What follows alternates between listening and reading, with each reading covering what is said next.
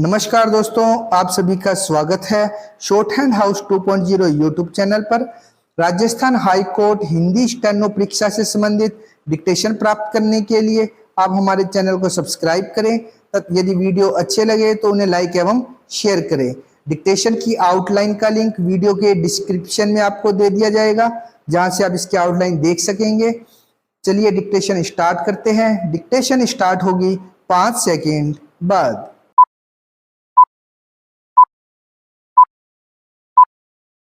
Start. निगराकार की ओर से यह निगरानी आपराधिक प्रकरण संख्या 704/2019 में विचारण न्यायालय न्यायिक मजिस्ट्रेट संख्या 2 गंगापुर सिटी के द्वारा पारित आदेश के विरुद्ध पेश की है।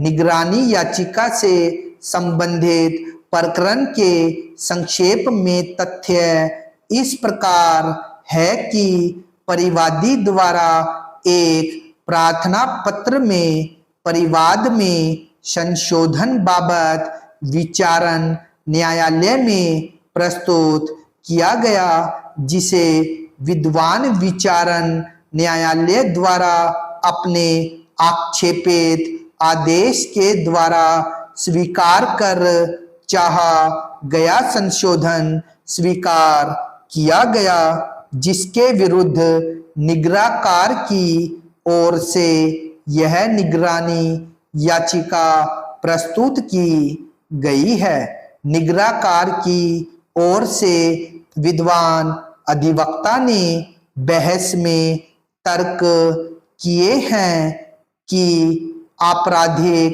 प्रकरणों में संशोधन का कोई प्रावधान नहीं होते हुए सिविल मामले की तरह संशोधन स्वीकार किया गया है, जबकि एनआई एक्ट एवं दंड प्रक्रिया संहिता में कोई ऐसा भी प्रावधान नहीं है जिसके आधार पर संशोधन किया जा सकता है। उसके बावजूद टाइपिंग मिस्टेक मानते हुए संशोधन का विधि के विरुद्ध आदेश पारित किया है, जिसके कारण निगराकार के विधिक अधिकार प्रभावित हुए हैं। अतः निगरानी याचिका स्वीकार करते हुए विद्वान विचारण न्यायालय द्वारा पारित आक्षेपित आदेश दिनांक 20/12/2021 अपास्त करने की प्रार्थना की गई। परिवादी की ओर से बहस में यह तर्क किए हैं कि विद्वान अधीनस्थ न्यायालय द्वारा पारित आदेश पूर्णतः उचित रूप से तथ्यों व विधि के आधार पर पारित किया गया है, जिसमें हस्तक्षेप किए जाने का कोई आधार नहीं है। अतः निगरानी याचिका निरस्त किए जाने की प्रार्थना की गई। बहस सुनी गई। पत्रावली व संबंधित विधि का अध्ययन अवलोकन किया गया। इस निगरानी याचिका के निस्तारण हेतु न्यायालय द्वारा देखा जाना है कि क्या विचारण न्यायालय द्वारा अपना आदेश पारित किए जाने में कोई अवैधता या अशुद्धता कारित की गई है अथवा आक्षेपित आदेश औचित्यपूर्ण है।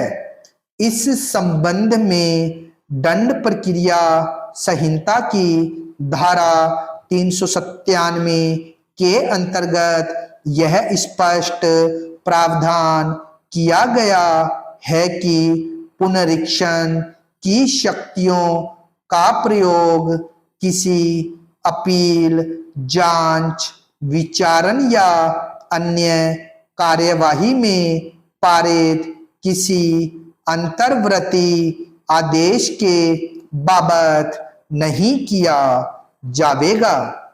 माननीय उच्चतम न्यायालय ने भी अपने प्रकरण सेठुरमन विरुद्ध राजमणिकम SCC पेज नंबर 153 में यह स्पष्ट रूप से अभिनिर्धारित किया है कि आदेश के विरुद्ध पुनरीक्षण याचिका कानूनन चलने योग्य नहीं है। उपर्युक्त विवेचन व विश्लेषण से यह प्रकट होता है कि निगराकार की ओर से प्रस्तुत निगरानी याचिका पोषणीय नहीं है एवं पोषणीय नहीं होने के कारण यह निगरानी याचिका निरस्त किए जाने योग्य है। अतः निगराकार की ओर से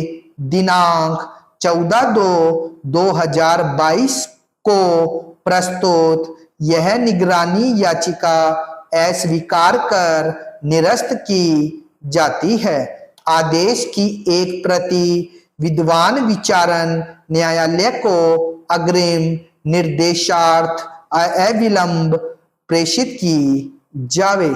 स्टॉप।